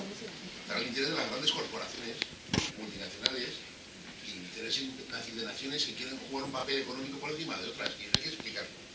Y esa pregunta es muy sencilla. ¿Y qué podemos hacer desde Europa? Además de intentar comprender el fenómeno, el problema, para ayudar al pueblo sirio. Bueno, desde luego las primeras preguntas que has planteado, mi respuesta a todas es yo creo que no, pero no lo sabemos. Es decir, el Estado kurdo, una solución de paz duradera en el tiempo, la verdad es que pues con los factores que hemos dicho hasta ahora parece extremadamente complicado, pero bueno, desde luego tiene que ser el objetivo, la autodeterminación de los kurdos y un futuro de paz en toda la región y en todo el mundo, por supuesto. ¿Qué podemos hacer? Más allá de analizar, pues hombre, analizar y comprender ya es una parte muy importante. Hacer el análisis que haces tú, además del papel fundamental que tienen las grandes corporaciones y los intereses económicos, es una parte muy importante. Desmitificar y darnos cuenta de que son conflictos que ocurren porque la gente tiene unas necesidades y unas situaciones económicas, de políticas, como las nuestras, también es importante y desde luego ayuda y bueno, a expresar toda nuestra solidaridad, a ponernos a la guerra como concepto y trabajar porque nuestros gobiernos y nuestras autoridades realmente tengan un papel en una búsqueda de paz por vías civiles a través del diálogo, que tiene que ser es la única salida a esta situación, pero tal y con la correlación de fuerzas que tenemos a escala interior Siria, en la cual las fuerzas realmente democráticas, representativas de los intereses populares, están en una situación de extrema debilidad más allá del Kurdistán, y la correlación política a nivel internacional que tenemos con unos gobiernos escoradísimos a la derecha, pues realmente, y con ningún interés en alcanzar la paz, es complicada la situación. Pues yo coincido con el análisis que haces, que desde luego las botas son siempre malas. Sí, efectivamente, si va a seguir el régimen del Assad, claro, volvemos a decir, ¿para qué empezamos todo esto, ¿no? Sí. Desgraciadamente, el control que nosotros, si a nivel modestamente tenemos, es poco, a excepción de una cosa que lo digo siempre, tenemos un gran poder, que no siempre utilizamos, y es la papeleta. Pero bueno, eso ya cada uno que haga lo que quiera. El asunto de los kurdos, yo coincido, no lo van a consentir. Los kurdos seguirán siendo porque una de las cosas que proponíamos algunos analistas que escribimos y hacemos cosas de estas, es muy fácil, es la reconfiguración de fronteras. Pero ¿quién aceptaría eso? Porque claro, habría que hacer una reconfiguración de fronteras. Y luego habría que contar que aunque los kurdos mismos, no todos ideológicamente, no pensemos que son homogéneos. Ni siquiera todos son sunitas, hay chiitas. Hay el PKK que ha estado más ligado al Partido Comunista anteriormente, pero los sirios, por ejemplo, que están más ligados a los islamistas. O sea, es muy heterogéneo. Cuando entras en el problema es muy difícil. Lo que sí es cierto que son un pueblo, una nación sin Estado. Yo creo que no lo van a hacer. Entre otras cosas, porque a Turquía, que no lo olvidemos, tiene 80 millones de habitantes y está en la OTAN, no se le quiere enfadar. Yo creo el golpe de Estado que se hizo, antes lo he citado así de pasado, desde Incirlik, fue como un mensaje también al señor Erdogan, decirle, ojo, ¿no? O sea, un mensajito. Desde dónde nace el golpe, etcétera, etcétera. Y por otra parte, claro, hay que ser condescendiente, porque tiene mucho poder. Y yo creo que el negocio de los kurdos lo tienen perdido, desgraciadamente. Que consigan unos niveles de autonomía, etcétera, etcétera. Pero como Estado. Y no desligar tampoco esto en otra de las cuestiones de las que podemos trabajar a nivel de base, ¿no? De la cuestión de la solidaridad con las personas refugiadas, que es hoy más importante que nunca y que sí que tiene que ver, parece, no es una cuestión de caritativa ni de una solidaridad así genérica, sino que tiene un componente político importante y que tenemos que ser conscientes de él, ¿no? En las personas que realmente creemos en la paz como solución. Y en ello también tiene mucho que ver con Turquía, porque aunque, como él ha comentado, sí que hubo ese golpe, como toca la atención, desde luego, por parte del ejército, pero realmente una de las cosas para la que ha servido toda esta guerra a nivel de estados y de política internacional ha sido para blanquear la imagen de Turquía, permitirle que juegue un papel tanto militar en su entorno, que no tenía desde época del Imperio Otomano, no había intervenido en los países de su entorno, como a nivel de una represión bestial a nivel de política interna, metiendo a toda la oposición de izquierdas, tanto turca como kurda, en la cárcel, cerrando medios de comunicación, etc. Y todo ello sin una contraparte por parte de los estados europeos, que todo lo contrario, han llegado al vergonzoso acuerdo en materia migratoria, pero también están aumentando los acuerdos comerciales con Turquía y toda una serie de medidas económicas que, desde luego, claro, hay gente que sale beneficiada de ellas, las grandes empresas que explotan a las personas, pero desde luego los pueblos son los grandes derrotados. Y luego otra cuestión que vemos en relación a lo que comentabas de los intereses empresariales y económicos en todo este conflicto. También en la cuestión de las personas refugiadas, que a mí me interesa recalcar, hay unos intereses económicos bestiales desde el momento en el que en todos los países de tránsito, Turquía, Líbano, etcétera, todos los países en los que se están concentrando esas personas que intentan llegar a Europa, está habiendo una explotación en condiciones prácticamente de esclavitud, también de menores, etcétera, de las personas refugiadas por parte de empresas europeas. Que no se nos olvide que son nuestras empresas que tienen su sede aquí, que los gobiernos podrían controlar perfectamente, las que están explotando menores en Turquía, por ejemplo. Félix. Buenas tardes. Dos preguntas. Una de ellas muy sencilla no, de planteamiento. ¿Qué significa, por ejemplo, Azerbaiyán, que es una antigua nación soviética, está precisamente al noreste de Siria?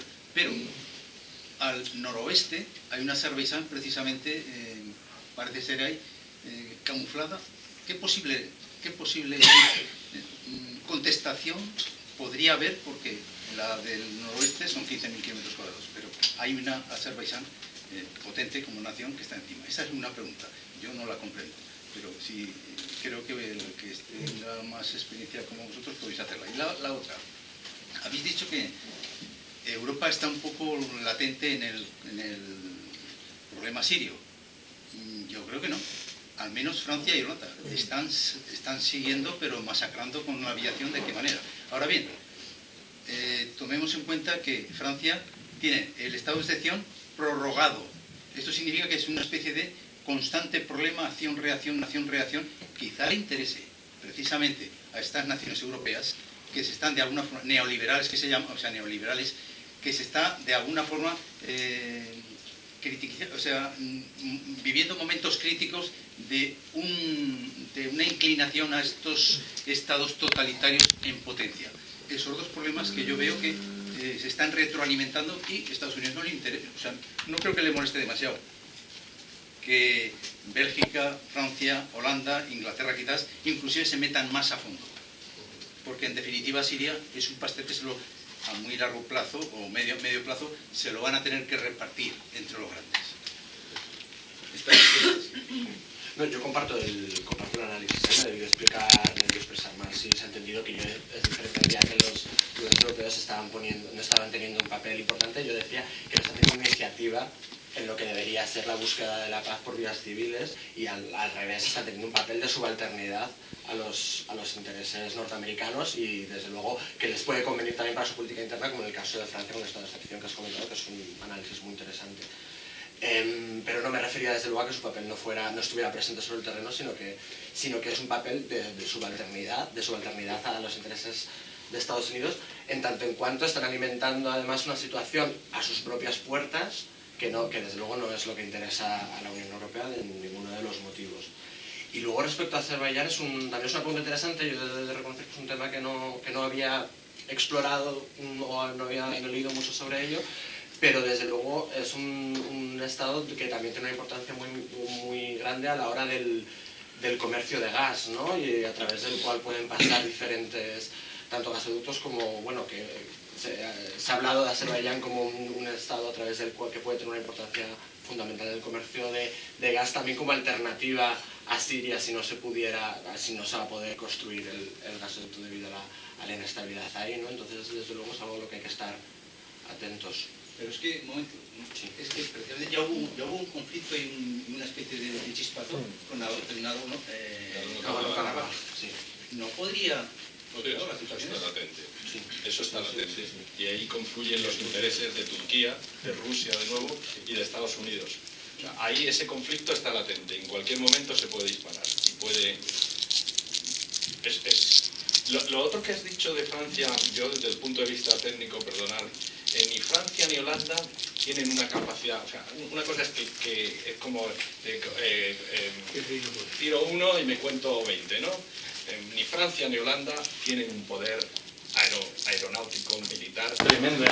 Bueno, es decir, mucho más temor que el Estado Islámico, digamos la actitud del Kurdistán, ¿no? Y la capacidad mucho. Entonces, a las preguntas, punto. La primera para ti. Bueno, la primera, el equilibrio, siempre nos intentan engañar el poder militar, pero en la zona, por lo que Estados Unidos tiene mucho más. Que no lo esté empleando todo, pero tiene muchísimo más que Rusia. Muchísimo. Ten en cuenta que tiene en el Mediterráneo, tiene en el Golfo Pérsico y tiene en el Índico, y tiene en Europa. Rusia lo tiene ahí solamente porque tiene esa cuña en Siria, luego tiene más arriba, pero la cuña en Siria. Entonces, hoy por hoy el poder norteamericano, o sea, si los norteamericanos ya lo vimos con la invasión de Irak, el tan temible ejército de Saddam Hussein, nos lo hacían como propaganda, que era muy temible unos y otros, y en una semana liquidado. O sea, si Estados Unidos emplea su potencia de fuego totalmente, arrasa. Por eso hay que tener mucho pánico de que, por ejemplo, Obama fue muy, como diría en inglés, ¿cómo se dice? Reticente, reticente a emplear todo Pero no sabemos qué puede ocurrir con este señor. Si lo emplea toda la potencia, eso significa, claro, cuando tú quieres acabar con el enemigo, pero el problema son, si ahora mismo tomar Alepo no sería difícil, pero ¿qué tendrías que hacer? ¿Cuántas víctimas que se llaman colaterales habría? O sea, si tú haces bombardeos masivos como se hacía en la Segunda Guerra Mundial, fijaros, ciudades como Colonia, Dresde, Hamburgo, 20.000, 5.000 muertos en una noche, ¿no? Claro, eso hoy en día ninguna opinión pública lo iba a soportar. Y aparte que no es deseable, por supuesto. Pero como poder militar, si lo quisieran emplear, no duraría eso una semana. Con las consecuencias tan graves que tendría, claro. En cuanto a lo que comentabas de Kurdistán, sí es una experiencia de transformación que ha cristalizado de diferentes maneras en los diferentes territorios. Yo me he centrado en Siria a través de lo que ha ocurrido, sobre todo durante la guerra, porque ha sido una oportunidad para declarar la autonomía y poder llevar a cabo todo este proyecto a través de la aprobación también de la Constitución de Rojava, que yo os animo a que echéis un ojo y que googleéis, que está traducida al castellano. Y es muy breve, es una Constitución que tendrá 50 paginitas y es muy interesante. No, de verdad, no es un texto legal aburrido, políticamente es muy interesante.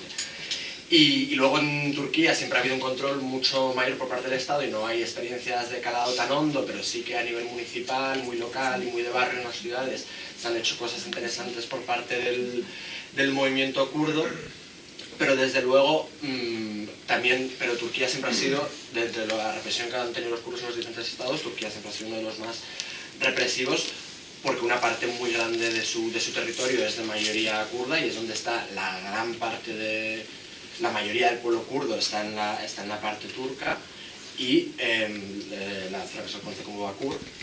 Y además los elementos políticos más revolucionarios, como ha sido el PKK, han estado también en Turquía siempre, ¿no? Entonces, pues ha habido un papel de represión muy grande en Turquía y de hecho, paralelamente a la guerra contra la transformación kurda que han llevado a través de la invasión del territorio sirio, los turcos, también ha habido y con todo el proceso de represión y de encarcelamiento de la izquierda y los movimientos sociales kurdos, también los turcos, ha habido realmente una batalla campal del gobierno turco contra su propia población en las zonas de mayoría kurda. Hay barrios enteros de ciudades como Antep o como Diyarbakir, que es la capital, que han sido arrasados, los barrios donde se situaba la mayor parte del activismo, de la movilización, pueblos también igual arrasados, bombardeos del ejército turco bombardeando pueblos en territorio turco. Esto es otra cosa que ha ocurrido de manera paralela y de la que hablamos poco, pero actualmente hay una guerra del ejército turco contra su propia población en las zonas de mayoría kurda para evitar cualquier proceso emancipador. Yo quería decir una cosa solamente de las informaciones que si tú ves los medios de comunicación oficial turcos y algunos medios ligados al régimen turco, esta información que acaba de decir John queda totalmente desmentida. Lo digo pero las informaciones que, por ejemplo, aparecen en la televisión rusa son todo lo contrario, que son unos manipuladores, unos teatrales, etc. Lo digo porque estas cosas siempre hay que mirarlas con cierta reserva, todas las informaciones, siempre. Sí, yo por defender un momento lo que he dicho... No era por crear polémica. No, te lo digo por o sea, que seguro que es cierto, pero yo he visto casos reales, por ejemplo, ¿os acordáis del atentado en Sarajevo contra el mercado, verdad? ¿Os acordáis de eso, los que somos más veteranos? Bueno, pues nunca se llegó a saber de dónde se disparó el mortero, ¿verdad? Entonces, bueno, pues en cualquier caso, es verdad que Turquía lo disfraza de lucha contra el PKK y hablan de una lucha contra un grupo terrorista que, bueno, esa definición se puede discutir.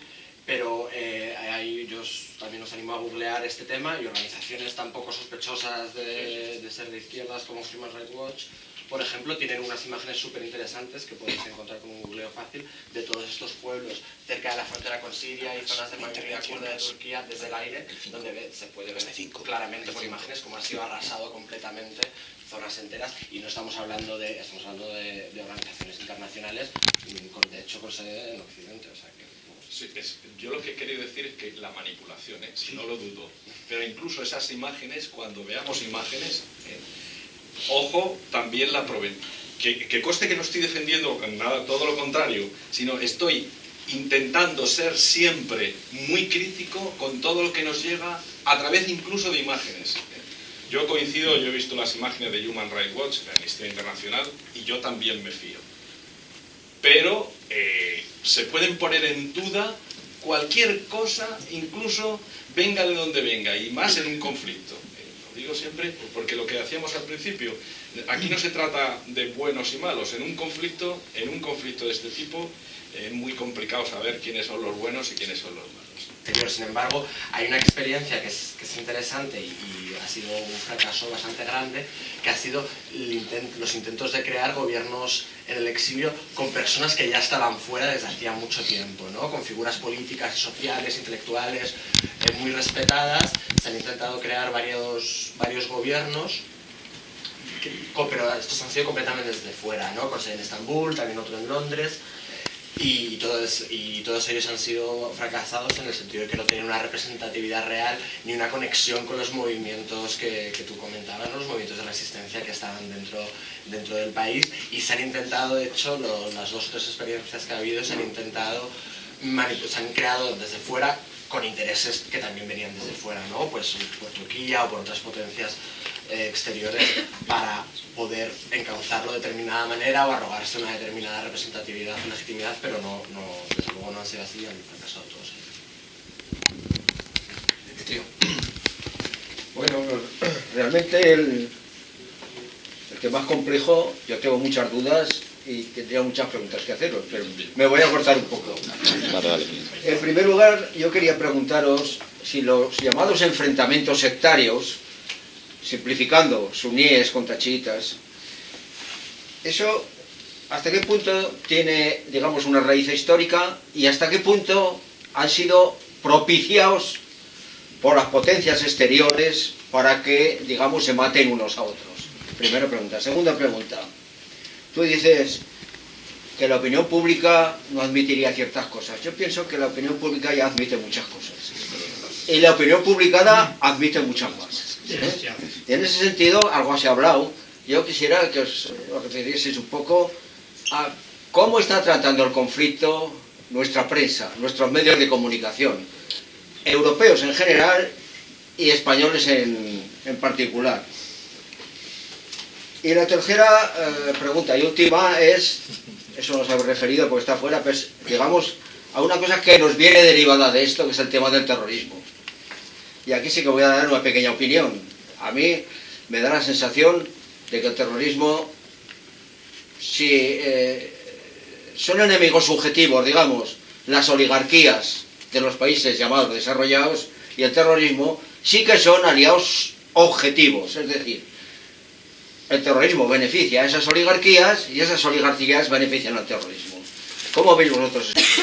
Bashar al-Assad, por lo tanto, tenían el poder, y tenían el poder económico. Entonces los chiitas, que vivían muchos en grandes ciudades, eran curiosamente los más pobres, y curiosamente entre los chiitas el Partido Comunista, se apuntó muchísima gente al Partido Comunista, pero había otra rama de chiita más ligada al poder, que les dejaron hacer negocios, y esos, bueno, pues condescendieron. O sea, tampoco era tan homogéneo. Al final la lucha de clases pervive, o sea, el dinerito es lo que... eso por una parte, ancestral. La otra era, y así ya termino yo. La pregunta, dice. La segunda era sobre... Es el tratamiento de los medios. Ah, bueno, el tratamiento de los medios. El tratamiento de los medios en general, en España, la prensa española, el conflicto sirio no lo trata en profundidad. ¿Sabéis por qué? Porque en realidad no hay muchos expertos, y tampoco la opinión pública los demandamos. O sea, nosotros vivimos siempre en nuestro pequeño mundito y que nos dejen de los demás. Pero sí que hay algunos medios de comunicación determinados, y sobre todo determinados líderes en comunicación, obedeciendo a unos intereses determinados, que incendian, por ejemplo, el tema musulmán. Lo incendian. O sea, criticando el todo por una parte, ¿no? Por ejemplo, lo podéis ver cuando hay un atentado terrorista, o incluso con ciertas, pues haciendo las típicos que oímos continuamente, los musulmanes tienen más derechos que nosotros, los musulmanes cobran más que nosotros, les dan, bueno, lo oímos también de los chinos, que no pagan impuestos, todos esos bulos que son sobresaliente, cum laude, ni que están, me decían, pero es que no sé qué, pero cuántos libros y cuántos, ¿veis lo que os digo? Por eso os digo que en los medios de comunicación pues hay mucho. Y lo aceptamos, lo aceptamos, porque a pesar de lo que digan gente que se dedica a estudiar esto y a trabajarlo, pues tienen más credibilidad estos señores. Pues porque es así, porque lo aceptamos nosotros. Y la última era... Y ya, la última... La última pregunta. Terrorismo. Sí. Bueno, habéis leído Orwell, La Guerra Perpetua, ¿verdad? O sea, el 1984, ¿no? Ya lo dice uno de los personajes, el gran hermano, la guerra no está para ganarla, está para perpetuarla, porque la guerra produce muchos beneficios. Entonces, cada vez que hay un atentado, ¿qué hace todo el mundo? Vamos a incrementarlo. Bueno, incluso ayer el señor, en la conversación que el señor Trump tuvo con nuestro presidente, una de las cosas que le dijo que hay que aumentar los gastos militares, ¿verdad? Claro, la excusa de la seguridad puramente militar, la seguridad tiene muchas vertientes, la militar es una nada más, pues se le da la prioridad. Entonces, ¿qué ocurre? Pues que cada vez que hay un incidente de estos, todo el mundo propone... Y claro, te hacen la pregunta, dice, bueno, vamos a ver, un atentado terrorista con un Kalashnikov que lo han comprado en el mercado negro por 300 euros y para eso vamos a comprar misiles Tomahawk que vale cada uno 1,5 millones de euros. Bueno, pues uno se hace la pregunta esa, yo me la hago también.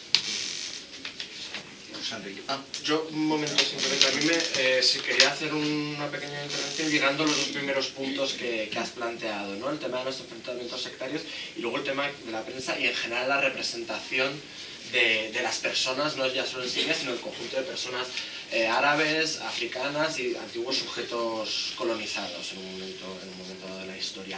Y creo que es una cuestión realmente peligrosa que nosotros tenemos que combatir, una especie de infantilización que existe de las personas del sur global, vamos a llamarlo, ¿no?